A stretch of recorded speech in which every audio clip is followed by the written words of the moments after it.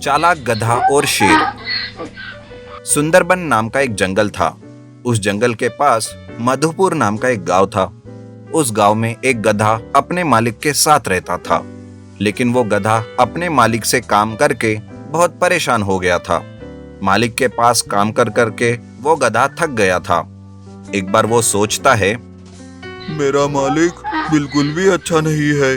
कितना काम करवाता है मुझसे, आराम ही नहीं करने देता। मैं अब इसके साथ नहीं रहूंगा, इसे छोड़कर मैं कहीं चला जाऊंगा। ऐसा सोचकर गधा मालिक का घर छोड़कर भटकते भटकते जंगल चला जाता है। 2-3 दिन वो उस जंगल में घूमता रहता है, पर उसे वहां ना कुछ खाने के लिए मिलता है, ना ही पानी पीने के लिए। तब वो सोचता है, ये क्या, सोचा आराम से रहूंगा इस जंगल में, इसलिए मालिक का घर छोड़ दिया। पर यहाँ खाने के लिए तो कुछ भी नहीं है। कम से कम मालिक के पास भरपेट खाने को तो मिलता था। लगता है मैंने बहुत बड़ी गलती की जो मैं मालिक का घर छोड़कर इस जंगल में आ गया। एक काम करता हूँ, मैं वापस अपने मालिक के पास चला जाता हूँ। मालिक मुझे डांटकर माफ कर देंगे और फिर से अपने पास रख लेंगे। ऐसा सोचकर गधा वहां से वापस जाने निकलता है, लेकिन तभी रास्ते में उसे एक शेर दिखाई देता है। शेर को देखकर गधा बहुत डर जाता है। अरे बाप रे, अब तो मेरी कोई खैर नहीं। ये शेर तो आज मेरा शिकार करके ही रहेगा और मुझे अपने मुंह का निवाला बना ही लेगा। अब कैसे इस शेर से अपनी जान बचाऊं भगवान। गधा डर के मारे पसीना पसीना हो जाता है। तभी उसकी नजर एक दीवार पर जाती है और गधा कुछ प्लान करने की सोचता है। शेर गधे को देखकर घबरा जाता है और अपने मन में सोचता है, अरे ये कौन सा जानवर है, ये अपने जंगल का तो नहीं लगता। इस तरह से शेर डरते डरते उसके पास जाता है। इधर गधा भी उसे देखकर पूरी तरह डर जाता है, लेकिन वो हिम्मत से शेर को बेवकूफ बनाने की सोचता है और वो उसे कहता है, कहाँ जा रहा है मुझसे बचकर? बेटा, आज तो तू कहीं नहीं जा सकेगा, क्योंकि तू आज मेरा लंच जो बनेगा। आज तो भरपेट खाना खाऊंगा मैं। ये सुनकर गधा थर थर कांपने लगता है और वो अपना प्लान सोचकर अपनी आइडिया को शेर के सामने बताता है। वो कहता है, अरे खबरदार शेर, अगर ऐसा सोचा भी तो अपनी मौत को दावत मत दे। क्या कहा? तू और मुझे मारेगा?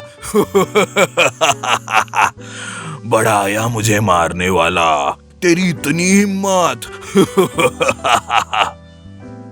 मेरी हिम्मत पर मत जा शेर, अभी अभी मैंने 3 शेर को मार गिराया है। अब तू चौथा मत बन, सीधे सीधे अपने रास्ते निकल जा। तू मुझे सलामत दे। ठीक है, तो फिर किसकी ज्यादा ताकत है ये जानने के लिए मैं तुझे एक काम बताता हूँ। वो करेगा तो मैं समझ लूंगा कि तू मुझसे ज्यादा ताकतवर है। हाँ हाँ, देखते हैं, अभी के अभी फैसला हो जाएगा। बोलो बोलो, क्या करना है? ये जो दीवार है, इसे जो कोई तोड़कर बताएगा वही ताकतवर होगा। अगर मैंने इस दीवार को तोड़ा तो तू मुझे नहीं खाएगा, और अगर मैंने इस दीवार को तोड़ा तो तू मुझे छोड़कर अपने रास्ते निकल जाएगा। बस इतनी सी बात? ऐसी फालतू शर्त तो मैंने अपनी जिंदगी में नहीं देखी। देख देख, अब मैं इस दीवार को कैसे तोड़ता हूँ। ऐसा कहकर शेर उस दीवार को अपने सर से मार मार कर तोड़ने लगता है। शेर बार बार उस दीवार को अपने सर से मारता ही रहता है, लेकिन वो दीवार टूटती ही नहीं। ऐसा कर करके शेर बड़ा थक जाता है, उसमें बिल्कुल भी जान नहीं रही थी। शेर थक कर कहता है, अरे मैं तो थक गया रे, अब तू ही अपनी ताकत आजमा कर बता मुझे। मुझे तो पूरा यकीन है शेर कि मैं एक ही बार में इस दीवार को तोड़ दूंगा। शेर के बार बार मारने से वो दीवार पहले ही कमजोर हो गई थी। फिर क्या, गधे के एक बार मारते ही वो दीवार टूट जाती है और गधा कहता है, देखा शेर, मैंने नहीं कहा था कि मैं तुझसे ताकतवर हूँ। अब सीधे सीधे तू अपने रास्ते से चला जा, वरना पहले के 3 शेरों जैसी तेरी भी हालत कर दूंगा।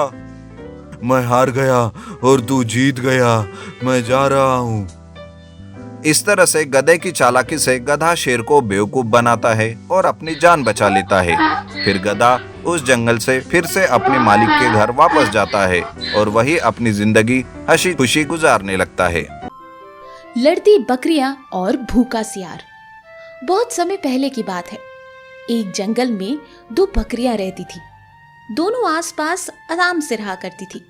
दोनों अच्छी दोस्त भी थी। एक दिन दोनों जंगल में अलग अलग घास खा रही थी।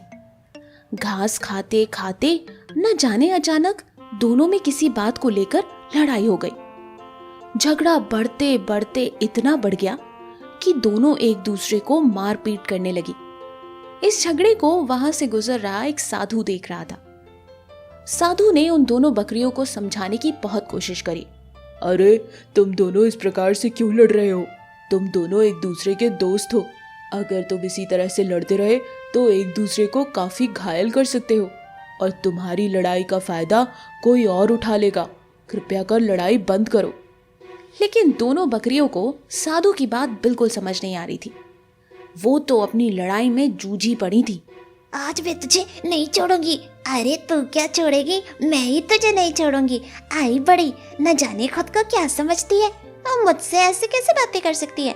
आज तो मैं तेरा कीमा ही बना दूंगी। देखते ही देखते दोनों बकरियों का झगड़ा बहुत बढ़ गया। उसी समय वहां पर से एक सियार गुजरा। सियार बहुत भूखा था और उसके सामने 2 हट्टी कट्टी बकरियां थी। आज का शिकार तो इन्हीं का करूंगा। दोनों लड़ रही हैं, इस मौके का फायदा उठाकर मैं इन पर ढावा बोल देता हूँ। एक ना एक तो मेरे हाथ में लगी जाएगी। ये सोचकर सियार धीरे धीरे उनकी तरफ बढ़ने लगा। दोनों बकरियां अपने झगड़े में इतनी मगन थी कि उन्होंने अपनी तरफ आते हुए सियार को देखा ही नहीं। लेकिन साधु ये सब देख रहा था। उसने एक बार फिर से बकरियों को अलर्ट करने की कोशिश की। देखो मैं कह रहा हूँ लड़ाई मत करो, वरना तुम्हारा बहुत नुकसान होगा। लेकिन बकरियां नहीं मानी। उनमें लड़ाई इतनी हो गई थी कि अब एक दूसरे को उन्होंने घायल करना शुरू कर दिया था और उनकी चोट से खून भी निकल रहा था और सियार के मुंह में वो खून लग गया था। अब सियार की भूख और बढ़ चुकी थी। वो धीरे धीरे शिकार के खोज में आगे बढ़ रहा था। दूर बैठा साधु ये बात समझ गया था कि अगर सियार इन दोनों की लड़ाई में बीच में कूदा तो ये दोनों गुस्से में सियार को ही घायल कर देंगी। लेकिन सियार को ये बात साधु ने जानबूझ के नहीं बताई। सियार धीरे धीरे बढ़ते बढ़ते बकरियों पे हमला कर देता है। बकरियों ने जैसे ही सियार को अपने पास देखा तो दोनों ने आपस में लड़ना छोड़कर उस पर हमला कर दिया। अचानक हुए हमले से सियार अपने आप को संभाल नहीं सका और चोटिल हो गया। वो किसी तरह से अपनी जान बचाकर वहां से भाग निकला। सियार को भागता देख बकरियों ने भी लड़ना छोड़ दिया। दोनों अपने अपने घर लौट गए। वहीं साधु भी चुपचाप अपने घर चल दिया। तो इस कहानी से हमें ये सीख मिलती है कि हमें परिस्थितियां और सिचुएशन देखकर अपना काम करना चाहिए, लालच नहीं करनी चाहिए, साथ ही दूसरों की लड़ाई में नहीं कूदना चाहिए। इससे हमारा ही नुकसान होता है।